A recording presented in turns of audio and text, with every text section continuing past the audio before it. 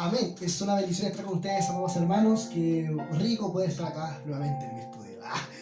Bueno, de hecho mejor el tema de la calidad del audio, el sonido. Bueno, a veces de repente el tiempo me pide en otros lugares donde, bueno, ahí el Señor sabe. Y es rico poder compartir un tiempo más con ustedes, poder darle la gracia a Dios por este momento, este tiempo, ¿ya?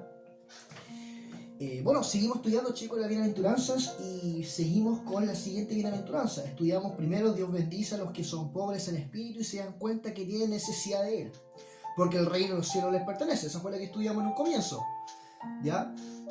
Después estudiamos: Dios bendice a los que lloran porque serán consolados, ¿no es cierto? De lamento a esperanza. Nosotros, la otra era el reino y la justicia, y la otra es de lamento a esperanza. Y la siguiente, la que nos corresponde hoy día, es: Dios bendice a los que son humildes porque heredarán la tierra, o mejor dicho, heredarán toda la tierra. Amén. Entonces, yo me tomé de un pasaje fundamental, o sea, un pasaje muy conocido, que yo creo que todo cristiano, todo hijo de Dios, en cierta forma, le ha tocado, le ha llegado, le ha bendecido, o sea, se ha sentido identificado. Yo creo que esa es la palabra, se ha sentido identificado con esto. Es el Salmo 51, ¿no es cierto? Ahora, no quiero hacer este video muy largo, voy a tratar de resumir todo y ojalá terminar 20 minutos máximo. Así que voy a tratar de llenar el tema, pero igual es bueno introducirse en el contexto.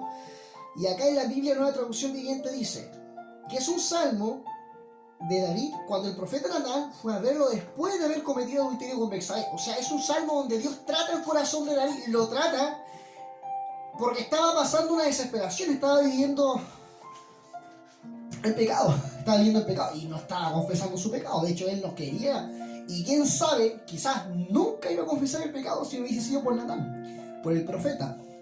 Entonces, bueno, según este tema, es importante entender que cuando fue David confrontado por el profeta, él se arrodilló, se postró en su lecho y oró y escribió inspirado este salmo, ¿ya?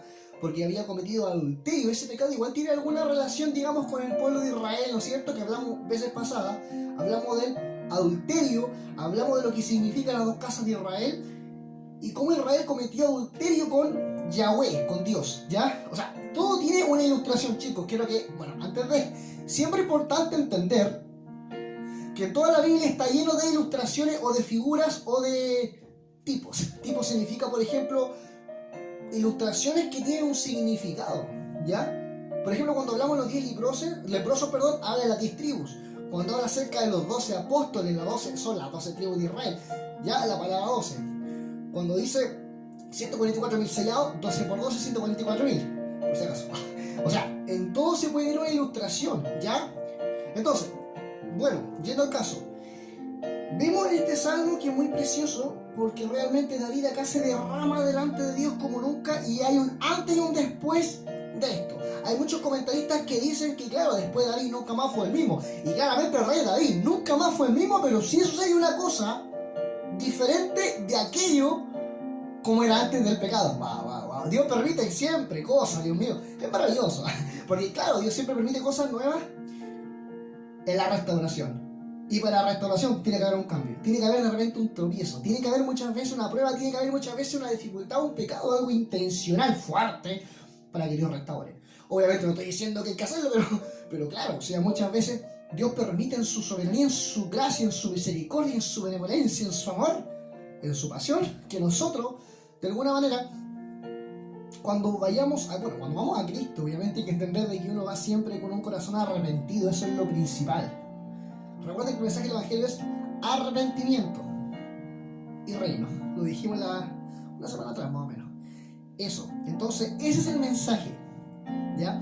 Entonces, amados, vamos a leer este salmo, pero algunas cosas, ¿ya? Bueno, es cortito, quizás pasemos por todo el salmo. ¿No? Sí, sí. Ya, vamos a pasar por todo el salmo.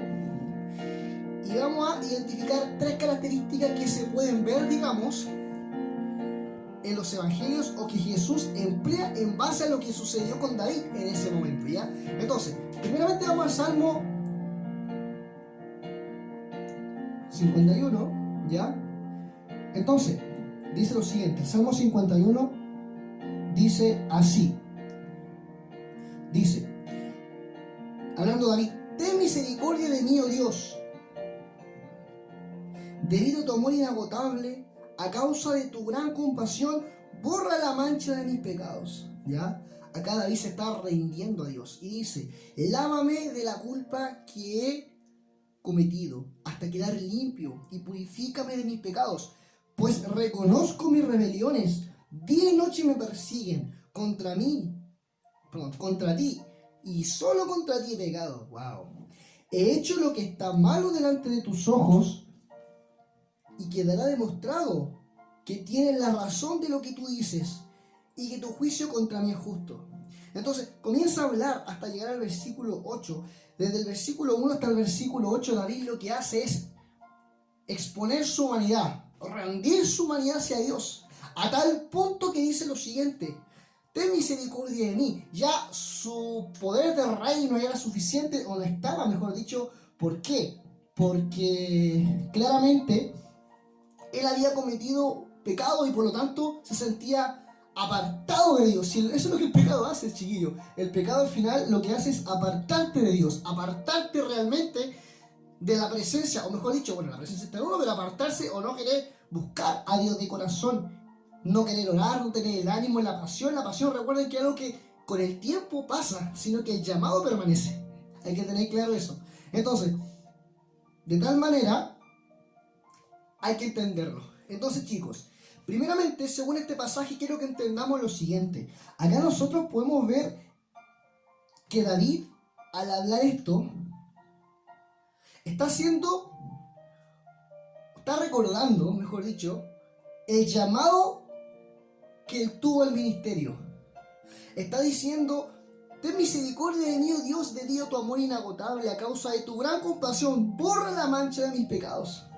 En ese momento David estaba recordando cómo fue llamado al ministerio, siendo de los hermanos que él tenía, era el que estaba, digamos, siendo el más humilde en cuanto a su oficio, cuidando a las ovejas. Pero ¿qué onda? Samuel lo fue a buscar y a él lo constituyó.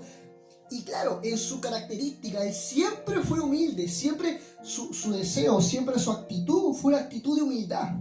No es que Dios lo haya escogido por su humildad, pero sí él lo escogió porque es soberano, y a él le había placido a Yahweh escogerlo porque en él quería manifestar su presencia. Y era maravilloso porque entendamos que en el primer punto, en el primer versículo, se habla del llamado, o el recuerdo del llamado de David al ministerio. Porque David sabía que él tenía que ser rey. No tomó el reinado al principio, pero sí Dios le había hablado. Siempre, y tenemos experiencia, Dios nos llama desde siempre. Sabemos. Y quizá ahora, si estás en el ministerio, Dios sabe, o tú te acuerdas que Dios te llamó hace mucho tiempo y tú dices: wow, a los 7, a los 17, Dios me llamó. Pero ahora hay algo diferente porque ahora lo estoy ejerciendo. Generalmente, casi todos no comienzan inmediatamente el ministerio porque hay un proceso, una enseñanza, pero sí Dios te avisa y te escoge antes para que te prepares. Y eso pasó con David, se preparó y empezó después su reinado. Pero en ese momento, cuando estaba en la agonía, créeme, y dime si no te pasa lo mismo, cuando tú estás ahí orando y sabes que cometiste un pecado y estás orando, pidiéndole al Señor, no un pecado cualquiera, sino eso que te apartó, o eso que de alguna forma te hizo decaer el semblante. A mí me ha pasado. Y yo realmente, mi mente al tiro recuerda automáticamente el momento precioso y hermoso donde Dios me llamó cuando era chico, o ahora, o mejor dicho, cuando empecé el ministerio y empecé a crecer en la palabra. Y digo: wow, precioso Señor, porque de haber muchos hermanos y gente que destacaba físicamente, yo no era digno, más tú ves digno. O sea, fui digno por ti. Wow, maravilloso. Entonces, ese es el llamado de David al ministerio, y eso se puede reflejar también en una enseñanza de Mateo, chicos. En una enseñanza de Mateo 20, amén, 20, del 23 al 27, ¿ya? Es un pasaje igual conocido donde más o menos voy a hablar del contexto porque para que sea tan largo esto, voy a explicar. Viene la madre de Santiago y de Juan, hijo de Zebedeo, y le dice al Señor, con los dos chiquillos, le dice: te pido que uno de los dos reine a tu lado, uno a tu izquierda y a tu derecha. Y Jesús dice, wow, esta señora, o sea, no tiene idea de lo que está pidiendo realmente, o sea, sin asco. No tiene idea porque realmente no sabe lo que significa, o sea, estaba pidiendo algo que ni siquiera el hijo, Yeshua, tenía, digamos, la autoridad para designar, sino el Padre. Solamente el Padre tenía, digamos, ese fuego, o sea, mejor dicho, esa autoridad, tenía realmente esa determinación en ellos, ¿ya? Y Cristo les dijo, es cierto, ellos beberán mi copa amarga, o sea, porque eran discípulos, iban a pasar tribulaciones, pero no me corresponde a mí, wow, ahí hay una actitud de humildad, decir, ¿quién se sentará a mi derecha o a mi izquierda? Mi Padre preparó esos lugares para quienes Él ha escogido, no para aquellos que lo hagan bien, sean fieles, para aquellos que Él ha escogido de por sí. Chicos, te voy a decir algo, ¿cuánto queda revelación? Porque se me vino recién, en serio.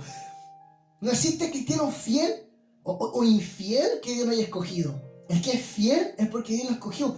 La fidelidad es consecuencia. Lo mismo, la obediencia es consecuencia de la fe de lo que yo creo. Perdóname, voy a salir un poquito, pero no se me enojen. Chicos, yo he escuchado tantas veces, ay, es que la gracia de la salvación no se pierde porque si no después tú puedes pecar. No, ese pensamiento me lo puede decir alguien que no es cristiano y que no ha experimentado la salvación. Perdóneme, me enojé un poquito, pero perdóneme.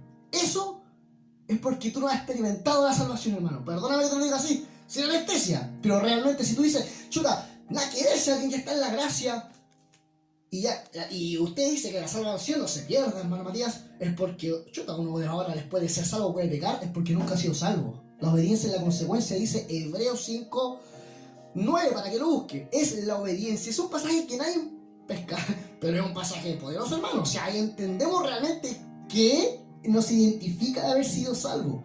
Bueno, volviendo al tema. Dice, en cierto día, bueno, es cierto, perdón, dice Yeshua, que beberán mi copa amarga, pero no me corresponde a mí decidir quién se sentará a mi derecha o a mi izquierda, sino al Padre, y preparó esos lugares a los cuales ha escogido. Cuando otros 10 discípulos lo oyeron, ojo, esos 10 otros discípulos, esos 10 representan la casa de Israel. Y dice, y supieron lo que sucedió, lo que le habían pedido.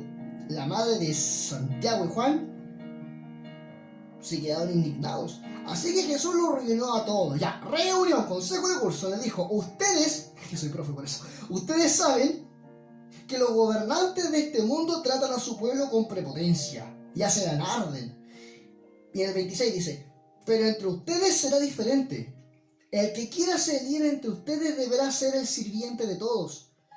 Y el que quiera ser el primero entre ustedes deberá convertirse en esclavo. Pues aún el Hijo del Hombre vino para que le sirvan, no vino para que le sirvan, sino para dar su vida en rescate por muchos. Wow, ni siquiera el Hijo del Hombre vino para, como rey, tener la autoridad. Vengan, o sea, sírvanme a mí, yo soy el rey de reyes, Jesucristo. No, hermano, ¿de qué estamos hablando, hermano? Él realmente vino como servidor con esa humildad, incluso en el nacimiento, maravilloso. Chicos, realmente ese fue el ejemplo que Cristo les dejó. Y es cierto, y si uno lo ve bien, la elección incondicional de Dios, ¿ya? De alguna forma constituye una actitud de liderazgo. ¿Por qué? Porque en ese pasaje Él está diciendo de que Él ha sido, o le ha placido al Padre, ¿ya? Revelar. Y le ha placido al Padre también escoger.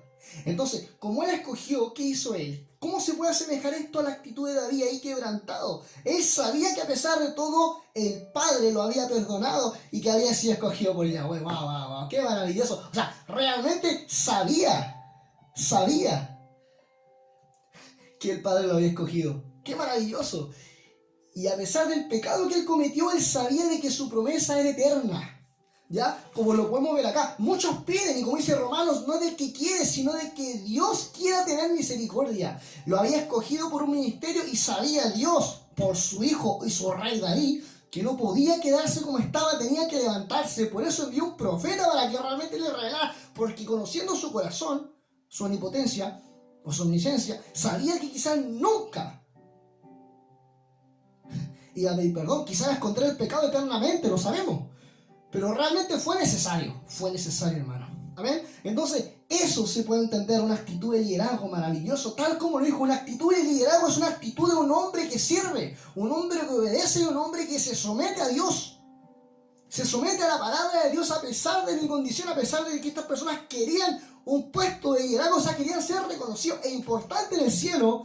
Jesús les dice, sean importantes acá, pero ¿cómo? Servir, pero ¿cómo? Claro, sirvan, bendigan, hagan lo que tengan que hacer, sirvan con fidelidad. Y esas cosas, por favor, misterios, no me los pregunten por qué. Porque Yahweh conoce esos misterios, ni yo lo sé. Solamente el Padre los conoce. Wow, qué maravilloso. Entonces David dijo, quizás, mira, y voy a entrar muy en profundo. Voy a hacer mal con el mensaje, perdóname. ¿Pero por qué? Quizás en ese momento David decía, pero ¿cómo es posible? O sea, quizás en ese momento de la humillación total, David estaba diciendo, pero mira lo que pequé, yo siendo el más humilde, el más pequeño, habiendo personas que quizás hubiesen sido más fieles, Saúl, mis hermanos, el que era bonito, no sé, lo decía la palabra por si acaso. O sea, realmente, ellos quizás no te iban a fallar, y esa es actitud que la tenemos muchas veces nosotros. Pero Dios te cogió a ti, aunque le falles, aunque cometas pecados, no lo hagas más, por supuesto, pero te escogió. Y hoy es tiempo de arrepentirnos si es necesario levantarnos. ¿Cuánto dicen amén? O sea, eso es, pero pasa, hermano, o sea, pasa muchas veces, sucede. Y quizás eso David pensó en ese momento cuando decía, ten misericordia de mí, debido a tu inagotable amor. ¿Por qué? Porque realmente quizás estaba diciendo, ay, quizás ellos, mis hermanos, tenían que estar acá donde yo estoy ahora, porque quizás ellos no hubiesen pecado. Pero hay un problema con David ahí.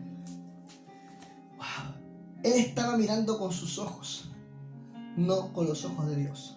La humildad te hace entender cómo mira el Padre, cómo te mira el Padre. Cuánto mi revelación. Entonces, siguiendo con este salmo maravilloso, en el 10 dice, y es una canción muy bonita: crea en mí, oh Dios, un corazón limpio, y renueva un espíritu fiel dentro de mí. No me expulses de tu presencia y no quites de mí tu santo espíritu. Entonces, ¿qué está diciendo acá? La petición de David, es el siguiente. Él entendió que el corazón puro y la fidelidad a Dios es lo más importante en un ministerio. ¿No es cierto? Tener un corazón puro, un corazón real, un corazón recto. Un corazón recto en consecuencia es fiel. Un corazón que se aparta del mal y se llena de su palabra es un corazón que lo único que quiere es agradar a Dios. Lo único que quiere es hacer la voluntad de Dios. Ya no existen otras cosas como tales las preocupaciones del mundo, sino agradar a Dios en todo lo que tú hagas. Tu vida entera es una vida espiritual y esa vida tiene que ser guiada por Dios, pero para eso tiene que haber un corazón limpio. Ojo, Dios es soberano. Yo no creo en eso que haya un caballero. Dios puede irrumpir si quiere. Pero quiere que nosotros, como dice la palabra, que limpiemos nuestra vida con su palabra. ¡Qué maravilloso! Que limpiemos nuestra vida para que esta misma palabra después nos impulse a obedecer. ¡Wow! ¡Qué maravilloso! Y eso es lo que Dios anhela. Y eso es lo que Yahweh quiere con cada uno de sus hijos. Miren, esto mismo se revela después en Mateo 11. Te voy casi los 20 minutos. Y voy ni siquiera dentro del pasaje ahora. Ya, entonces, Mateo 11, 28, hermanos, dice lo siguiente. Luego dijo Jesús, vengan a mí. Esta parte es tremenda. Wow. La revelación.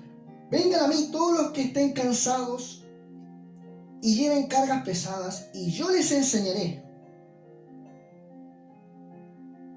Y yo les enseñaré.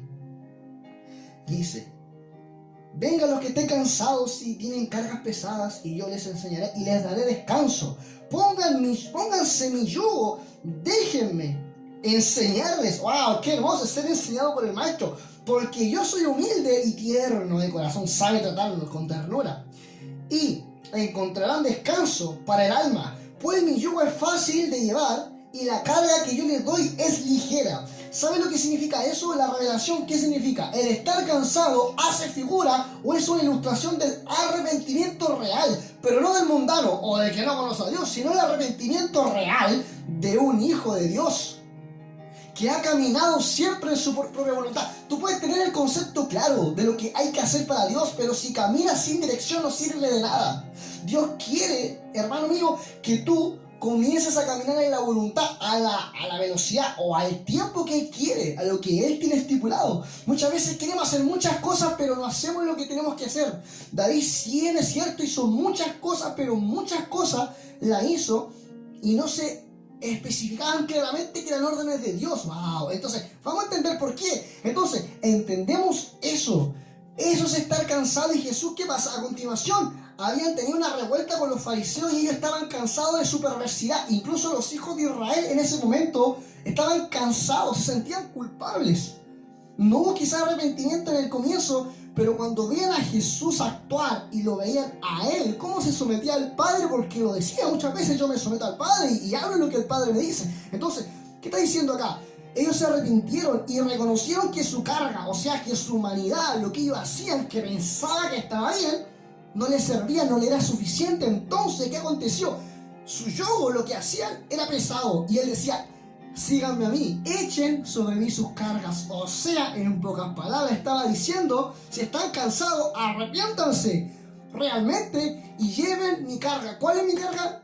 Mi voluntad. O sea, su voluntad es sencilla, es preciosa, su voluntad nos da paz. Al Espíritu, Él nos da paz. Su voluntad es real, su voluntad trasciende cualquier cosa y nos impone ante cualquier adversidad que vamos a pasar. Eso es lo que hace su voluntad. Su voluntad nos determina quiénes somos, nos toma y nos lleva de regreso a lo que tenemos que hacer. ¡Wow! ¡Qué maravilloso! Quizás te estás teniendo miles de personas predicando, pero como le pasó a Felipe el Evangelista, lo llevó. ¿Y lo llevó dónde? A Etíope, con una sola persona para que una persona se convirtiera. Pero ¿saben lo que pasó con esa persona? Después transformó Samaria. ¡Wow! ¡Qué maravilloso! Precioso, realmente sucedió algo maravilloso. Quizás estás predicándole a uno, sigue, a dos, sigue, así como una familia. Será una familia de bendición, siempre y cuando obedezcas a Dios y te guíe de acuerdo a lo que Él quiere y haga su voluntad y le enseñe la santa palabra, la buena doctrina, la única que habla de Yahweh. Amén. Maravilloso. Y por último, amados míos, terminando este hermoso salmo, dice más abajo, en el 16, mire, atención, y esto ya es el meollo, dice, tú no deseas sacrificios, de lo contrario te ofrecería uno. Vamos a entender bien a qué se refiere ahora. Tampoco quieres una ofrenda quemada. El sacrificio que si deseas es un espíritu quebrantado, o sea, un corazón real, y tú no rechazarás un corazón arrepentido y quebrantado, oh Dios. ¿No es cierto? Entonces, acá Jesús, entendemos que acá lo que está haciendo Dios es restaurar el ministerio de David. Estaba diciendo, lo que no me agrada de ti, más lo que sí anhelo que tú hagas, hijo mío. Entonces, en Mateo, claramente Jesús, de todas, atención hermanos, de todas las enseñanzas que dio en el Sermón del Monte, lo que estamos estudiando, hay muchas otras más donde en todo tiempo, amado mío, enseñaba su palabra, pero para mí hay una que realmente es muy significativa y donde él ni siquiera tuvo que dar ejemplo, ilustraciones, parábolas, no, sino que a través de lo que él hizo dijo, esto hagan ustedes. ¿Saben qué fue? Antes del día. Dijo, cuando estaba con ellos, antes, hermanos míos, de ir a la tumba, antes de que lo traicionaran e hiciera la redención, lavó los pies de los discípulos y le dice, Juan 13, ¿ya? Juan 13, del 2 al 17 dice, ¿entienden lo que acabo de hacer? Ya había lavado los pies de los discípulos. Ustedes me llaman maestro y señor y tienen razón porque lo soy. Y dado que yo soy su señor y maestro, les he lavado los pies. O sea, comprenda la dimensión, siendo su maestro, yo les he lavado los pies a ustedes. Yo les he servido, siendo que ustedes me deben servir a mí, pero yo quise servirles a ustedes.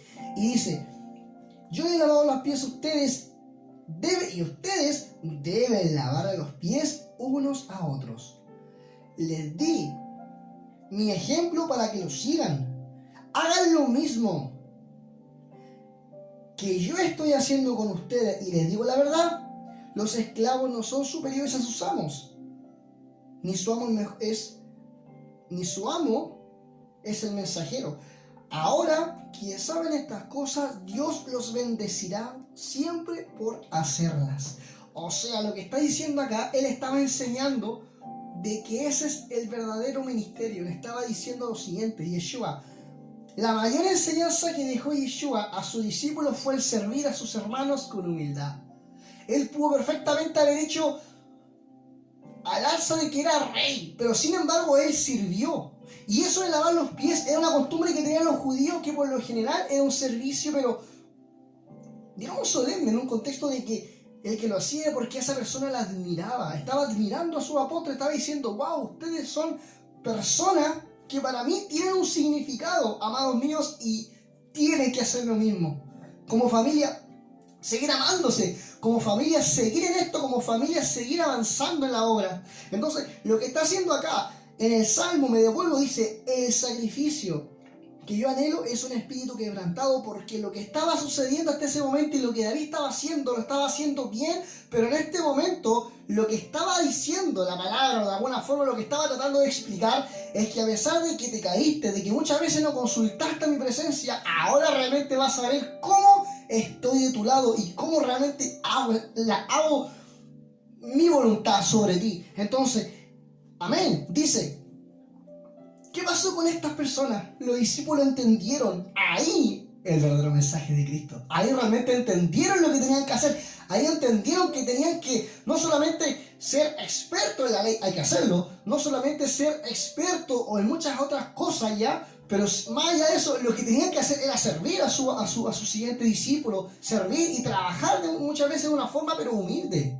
Estaba diciendo de otra forma que el ministerio de Cristo era algo sencillo, natural, que tiene que salir así como fue natural lavarle los pies a los apóstoles, tiene que ser algo natural, las veces que yo sirva, que yo pueda entregar, que yo pueda sembrar, para aquellos que tienen necesidad, por supuesto, y aquellos que realmente a través de eso entenderán: wow, estos no son de palabra, estos realmente actúan y viven la palabra. Wow, qué maravilla. O sea, eso es lo que estaba explicando el maestro. Entonces, ¿qué entendemos con esto, amados míos? Que David, en todo momento, ahí Cristo le reveló lo siguiente: en toda oración del Salmo se muestra un David de un antes y un después de la caída, donde la oración, el Espíritu Santo lo inspira y lo convence que debe llevar el ministerio a la manera de Yahweh, no como lo hacía. Por eso dice: Señor, estos sacrificios no te han agradado. Lo que realmente tú es un espíritu quebrantado. O sea, lo que yo pueda hacer, Señor, aunque esté en la Torá,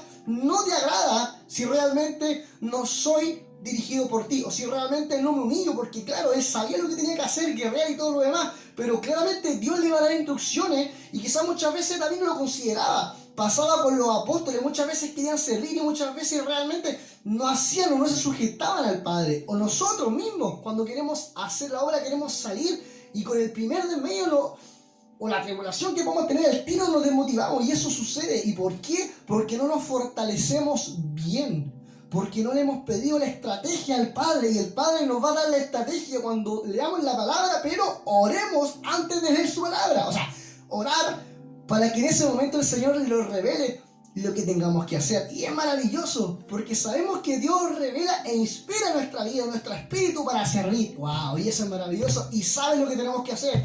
Como cristiano, dos cosas: leer su palabra, pero siempre en la dirección del Espíritu, que es en oración. Ora y dile: Señor, enséñame y háblame. Muchas veces el Señor se va a callar. En serio, me ha pasado. Donde yo hablo, Señor, o sea, siempre hay palabra, pero hay veces donde yo quiero preparar un sermón y a veces nada, y después Señor acá, y wow, fluye. O sea, el Señor es el autor, no tú. El Señor hace esa obra maravillosa. Entonces, había un antes y un después de David. Y algo sucede acá. Sucede que después de la caída de David, se puede ver que David cobra una gran venganza contra los gabaonitas. Y dice que mató más enemigos en ese tiempo que antes que su caída. Wow. O sea, mató mucho más enemigos, como el doble de aquellos que mató en el tiempo donde estaba haciendo las cosas en cierta forma a su manera. o antes de la caída, antes de la restauración que es necesaria en nuestra vida. David era perfecto, pecó y claramente se cayó, pero cuando Yahweh lo levantó, se fortaleció como nunca. Eso realmente hizo marcar la diferencia. ¿Por qué? Porque tuvo un corazón arrepentido y reconoció y dijo: Señor, no me quites tu espíritu mal, levántame para seguir predicando, para seguir siendo rey, para seguir haciendo tu obra. Y si él le dijo: anda y cobra venganza, fue y mató mucho más de los que él quería, porque quizás antes mataba, vamos a decir, por ejemplo nomás, vamos a matar 100.000 y Dios quería 10.000, ¿ya? Y así pasó muchas veces en la historia del antiguo tiempo. Pero eso, amados, y lo mismo que pasó con Sansón. Sansón dice que cuando ya estaba ciego y había crecido el pelo nuevamente antes de morir, él empezó así, y dice que cuando ya las paredes las rompió, mató y destruyó mucho más filisteos que en toda su vida. Y ahí había pecado. A Dalila se había ido, obviamente por el deseo humano, de hombre por supuesto en este caso, pecó, lógico, cayó como muy similar a David. Pero sin embargo, Dios lo levantó y su victoria fue aún mayor en el futuro porque hubo un arrepentimiento real, y eso es lo que Él quiere de nosotros, que nos arrepentamos. Quizás hoy en día estamos en actividades, queremos hacer muchas cosas, pero oye, de crisis, relájate, ora y dile al Señor: tú sabes lo que tienes que hacer, la palabra está claro, ojo, está claro lo que un hijo tiene que hacer. Sin embargo, Dios da estrategias específicas para poder servir. Yo, así bien cortito, en 2 minutos le cuento, yo tengo un deseo de servir en Mental, en Orcón, y yo sé. Ahora, yo muchas veces quise, con locura, vamos a todo, las cosas no resultaban. ¿Por qué? Tengo que reconocerle que muchas veces me faltó oración, y muchas veces tenía que estudiar primero, tenía que hacer otras cosas que sean prioridad en mi vida, para después, cuando estar sólido el Señor, wow, y yo sé que este es el tiempo, porque el Señor revela a sus hijos cuando están en intimidad. ¿Cuánto tiene revelación? Eso, chicos, oremos, tengamos intimidad con Dios, o sea, acerquémonos a Él, humilladamente arrepentidos de todos nuestros pecados. Siempre es importante confesar nuestros pecados y decirle: Señor, aquí estamos, úsanos, Dios mío, toma nuestra vida, como dice su palabra. ¿Qué es lo que su palabra dice? Que Él quiere cumplir las peticiones de tu corazón. ¿Cómo, hermano Matías? ¿Las de él o las mías? ¿Por qué las mías? Porque cuando me someto a Dios, su espíritu, como dice en Corintios, me apremia y me controla, dice esta versión. O sea, todo lo que yo haga, si estoy unido a Dios, a la ley, a la palabra, porque esa es la ley por si acaso, todo es dirigido por Dios. Dios te bendiga. Padre amado, gracias por esta palabra. Bendice a cada hermano que me estuvo escuchando, bendice sus vidas, y que cada día ellos, Señor, puedan ser tocados por ti, Señor. Llénalos de tu amor y enséñales estrategias para poder llegar a ti a través de tu única palabra, Señor, pero que ellos no solamente lean la palabra, sino que oren y tengan una relación contigo, Señor, que tú seas el centro de sus vidas. Dios mío, es importante. Queremos ser tus servidores, pero tenemos que conocerte. Que no sea una emoción, una pasión que se va, sino que sea un llamado que es irrevocable. Y eso no se va. Gracias, Dios mío. Te amo y te entrego este tiempo para que muchos, Señor, puedan ser tocados con tu palabra y se animen a buscarte. Y tú pongas esa fidelidad, como decía ahí, esa fidelidad y esa obediencia y ese corazón puro que necesitamos, Señor. Quizás tenemos que limpiar nuestra vida de tanta perversidad. Límpianos, Señor, a través de tu palabra, llénanos con tu amor, y que cada día seas tú manifestándote en nosotros, Dios. Te adoramos, te amamos, en tu nombre, Yahweh. Amén y amén. Dios les bendiga, chiquillos, nos estaremos viendo. Un abrazo.